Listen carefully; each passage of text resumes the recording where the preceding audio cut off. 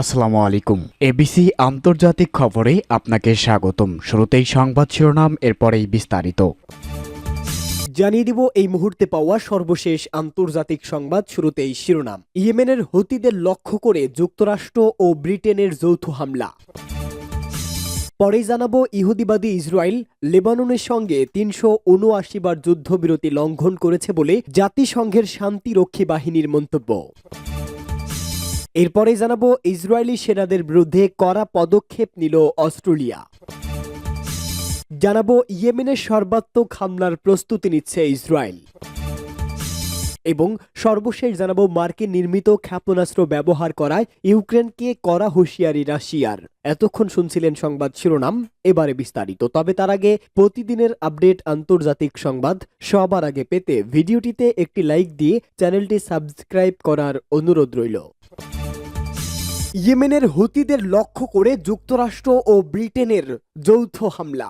ইয়েমেনের সশস্ত্র গোষ্ঠী হুতিদেরকে লক্ষ্য করে যৌথ হামলা চালিয়েছে যুক্তরাষ্ট্র ও ব্রিটেন।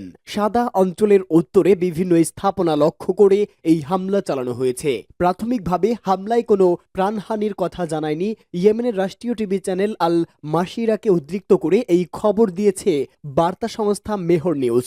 এতে বলা হয়, উল্লেখিত প্রদেশটিতে পরপর ৩টি যৌথ বিমান হামলা চালিয়েছে যুক্তরাষ্ট্র ও ব্রিটেনের বিমান বাহিনী। তবে এতে কি পরিমাণ ক্ষয়ক্ষতি হয়েছে তা উল্লেখ করা হয়নি। সেখানে অবস্থিত বিভিন্ন অবকাঠামোকে লক্ষ্য করে পরপর ৩বার বোমা বর্ষণ করেছে তারা। ২০২৪ সালের মাঝামাঝি সময় থেকে ইয়েমেনের বন্দর নগরী হোদাইদা অঞ্চলে বোমা হামলা চালিয়ে আসছে পশ্চিমারা। ব্লকের ওই দুই দেশ হামাস ইসরায়েল সংঘাতের পর তেল আবিবগামী বাণিজ্যিক জাহাজগুলোকে সুরক্ষা দিতে এই হামলা চালানো হচ্ছে বলে দাবি করেছে তারা।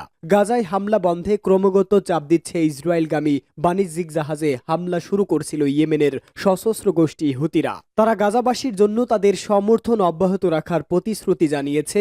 যুক্তরাষ্ট্র এবং ব্রিটেনের এসব হামলাকে দখলদার ইসরায়েলের অন্যায্য কাজকে সমর্থন করে বলে উল্লেখ করেছে হুতি নেতারা।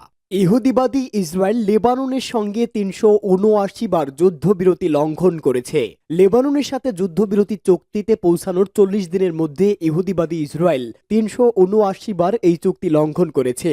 লেবাননের সাথে ইহুদিবাদী সেনাবাহিনীর যুদ্ধবিরতি লঙ্ঘনের ঘটনায় অন্তত ৩২ জন শহীদ এবং ৩৯ জন আহত হয়েছে।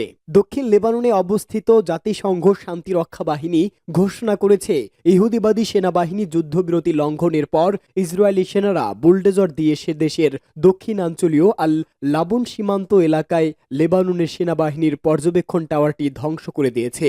জাতিসংঘের শান্তিরক্ষী বাহিনী আরও জানিয়েছে, ইসরায়েলি সেনারা ইচ্ছাকৃতভাবে জাতিসংঘের বাহিনী এবং লেবাননের সেনাবাহিনীর স্থাপনা ধ্বংস করা জাতিসংঘ নিরাপত্তা পরিষদের ১৭০১ নম্বর প্রস্তাবের লঙ্ঘন। ইহুদিবাদীদের ক্রমাগত যুদ্ধবিরতি লঙ্ঘনের ঘটনায় জাতিসংঘের শান্তিরক্ষী বাহিনী বেসামরিক সম্পদ ও অবকাঠামো ধ্বংস করা সহ যে কোনো পদক্ষেপ বন্ধ করার জন্য সকল পক্ষকে আহ্বান জানিয়েছে।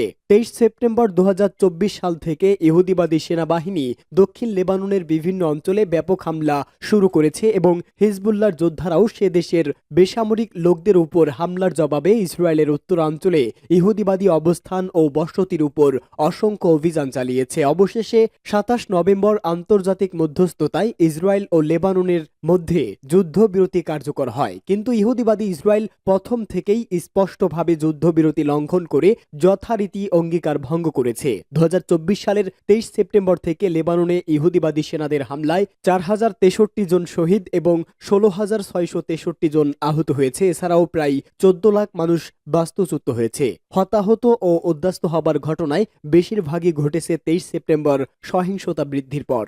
ইসরায়েলি সেনাদের বিরুদ্ধে কড়া পদক্ষেপ অস্ট্রেলিয়ার। অস্ট্রেলিয়া ঐতিহাসিকভাবে ইসরায়েলের ঘনিষ্ঠ মিত্র, কিন্তু গাজায় চলমান যুদ্ধ দুই দেশের সম্পর্কে ফাটল তৈরি করেছে। বিশেষ করে গাজা উপত্যকায় হামলা নিয়ে আগের চেয়ে বেশি সোচ্চার হচ্ছে বিশ্ব। সেই তালিকায় যুক্ত হয়েছে অস্ট্রেলিয়াও। সম্প্রতি তারই এক ঝলক দেখাও মিলল। গেল বছরের ৭ অক্টোবর থেকে গাজায় হামলা চালাচ্ছে ইসরায়েল। এতে ৪৫,৬০০ মানুষ নিহত হয়েছে। গাজায় অনেক এলাকা পুরোপুরি মাটির সঙ্গে মিশে গেছে, উদাস্ত হয়েছে লাখ লাখ মানুষ। তারপরও থেমে নেই ইসরায়েলি অভিযান, প্রতিদিনই হামলা চালাচ্ছে ইসরায়েল। এবার ইসরায়েলের 2 সেনার বিরুদ্ধে কড়া অ্যাকশন নিল অস্ট্রেলিয়া। ইসরায়েলি সংবাদপত্র ওয়াইনেট জানিয়েছে ওই 2 সেনাকে অস্ট্রেলিয়া ঢুকতে দেওয়া হয়নি। যুদ্ধ অপরাধে তাদের ভূমিকা কি ছিল এ নিয়ে একটি ফরম পূরণের পরে কপাল পড়ে তাদের। সম্প্রতি ইসরায়েলি সংবাদ মাধ্যম ওয়াইনেটের এক প্রতিবেদনে এই তথ্য জানানো হয়েছে।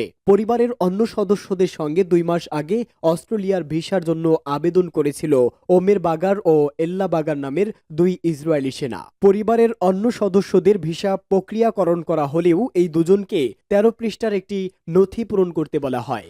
ইসরায়েলি সেনাবাহিনীর অংশ হিসেবে কি ধরনের নির্যাতনে অংশ নিয়েছেন, যুদ্ধ অপরাধ বা গণহত্যায় অংশ নিয়েছেন কিনা। তবে এই ফর্ম পূরণ করার পর অস্ট্রেলিয়ার পক্ষ থেকে তাদের সঙ্গে আর যোগাযোগ করা হয়নি। এরপর এল্লা ইসরায়েল ফিরে এলেও ওমের জবাবের আশায় এখন থাইল্যান্ড অপেক্ষা করছেন। অস্ট্রেলিয়া বলছে নিয়মিত প্রক্রিয়ার অংশ হিসাবেই এ ধরনের ফর্ম পূরণ করতে বলা হয়েছে। এবার ইয়েমেনের সর্বাত্মক হামলার প্রস্তুতি নিচ্ছে ইহুদিবাদীরা। আনাদুলু এজেন্সির এক প্রতিবেদনে এমন ইঙ্গিত মিলেছে। প্রতিবেদনটিতে ইসরায়েলি পাবলিক ব্রডকাস্টিং কর্পোরেশনের বরাত দেওয়া হয়েছে। ইসরায়েলের পাবলিক ব্রডকাস্টিং কর্পোরেশন জানিয়েছে ইসরায়েল ক্রমাগত ক্ষেপণাস্ত্র ও ড্রোন হামলার জবাবে ইয়েমেনের হুতি গোষ্ঠীর বিরুদ্ধে সামরিক অভিযানের প্রস্তুতি নিচ্ছে। ইরানের আঞ্চলিক মিত্রদের সাথে উত্তেজনা বৃদ্ধির অংশ হিসাবেই এই পদক্ষেপ বলে জানিয়েছে কেএএন। ইসরায়েলের সামরিক সূত্র দাবি করেছে সিরিয়ার ক্ষমতাচ্যুত আসাদ সরকার এবং লেবাননে হিজবুল্লাহ গোষ্ঠীর দুর্বল অবস্থানের কারণে ইরান হুতিদের উপর ভর করেছে। হুতিরা সমগ্র ইরানের অক্ষের পক্ষে ইসরায়েলের আক্রমণ করার ধান্দা নিয়েছে বলে দাবি নেতানিয়াহু বাহিনীর। তাই হুতিদের ইসরায়েল আক্রমণের আগেই ব্যবস্থা নিতে চাইছে ইহুদিবাদীরা। ইসরায়েলি সামরিক বাহিনী গোপন সূত্রে কেএএনকে জানিয়েছে হুতিদের অগ্রযাত্রা থামাতে গোয়েন্দা শক্তি স্থানান্তর এবং অভিযানের জন্য অপারেশনাল ইউনিট প্রস্তুত করা প্রয়োজন। আর সেদিকেই এগোচ্ছে ইসরায়েল। প্রসঙ্গত ইয়েমেন থেকে ইসরায়েলে ব্যালিস্টিক ক্ষেপণাস্ত্র হামলা চালানো হয়েছে। তবে ইসরায়েলি আকাশ প্রতিরক্ষা ব্যবস্থা ক্ষেপণাস্ত্রটিকে সফলভাবে ভূপাতিত করেছে। টাইমস অফ ইসরায়েলের এক প্রতিবেদনে এ তথ্য জানানো হয়েছে। ইসরায়েলি প্রতিরক্ষা বাহিনী জানিয়েছে সীমান্ত অতিক্রম করার আগেই ক্ষেপণাস্ত্রটি ভূপাতিত করা হয়েছে। সেনাবাহিনী জানিয়েছে ক্ষেপণাস্ত্রটি প্রতিহত করায় শার্পনেলের জন্য সেন্ট্রাল ইসরায়েলে সাইরেন বাজানো হয়। ইয়েমেনের বিদ্রোহী গোষ্ঠী হুতিরা এই হামলা চালিয়েছে। এর আগে সকালে ইয়েমেন থেকে ছোড়া একটি ড্রোন ভূপাতিত করেছে ইসরায়েল। ভূমধ্যসাগরে ইসরায়েলি নৌবাহিনীর নৌযান থেকে এটি ভূপাতিত করা হয়। কেবল ইসরায়েলে হামলা নয়, লোহিত সাগরে দেশটির সংশ্লিষ্ট জাহাজে হামলা চালিয়ে আসছে ইয়েমেনের বিদ্রোহী গোষ্ঠী হুতিরা। মার্কিন নির্মিত ক্ষেপণাস্ত্র ব্যবহার করায় ইউক্রেনকে কড়া হুঁশিয়ারি রাশিয়ার। যুক্তরাষ্ট্রের সরবরাহ করা ক্ষেপণাস্ত্র দিয়ে হামলা চালানোই কঠোর প্রতিশোধ নেওয়ার হুঁশিয়ারি দিয়েছে রাশিয়া। দেশটির অভিযোগ, যুক্তরাষ্ট্রের নির্মিত দূরপাল্লার ভারী ক্ষেপণাস্ত্র দিয়ে রাশিয়ার বেলগোরোড সীমান্ত অঞ্চলে হামলা চালিয়েছে কিয়েভ। ওই হামলার কড়া প্রতিক্রিয়া জানানোর হুমকি দিয়েছে রাশিয়া। এই খবর দিয়েছে অনলাইন ডন। এতে বলা হয়, গত প্রেসিডেন্ট নির্বাচনে রিপাবলিকানদের কাছে ভরাডুবির পর ইউক্রেনকে মার্কিন অস্ত্র ব্যবহারের অনুমতি দেন ডেমোক্রেটিক প্রেসিডেন্ট জো বাইডেন। এই ঘটনার তীব্র নিন্দা জানিয়েছে ক্রেমলিন, কেননা যুদ্ধ শুরুর 3 বছরের মধ্যে প্রথমবারের মতো কিয়েভকে অনুমতি দিয়েছে যুক্তরাষ্ট্র, যা এই যুদ্ধকে আর দীর্ঘায়িত করবে বলে অভিযোগ করছে মস্কো।